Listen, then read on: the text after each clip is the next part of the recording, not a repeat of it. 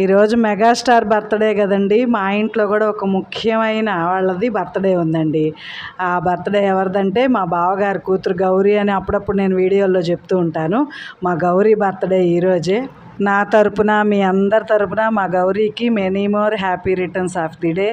నూరేళ్ళ ఆయుర ఆరోగ్య అష్టైశ్వర్యాలతో ఉండాలని దీవిస్తున్నాను.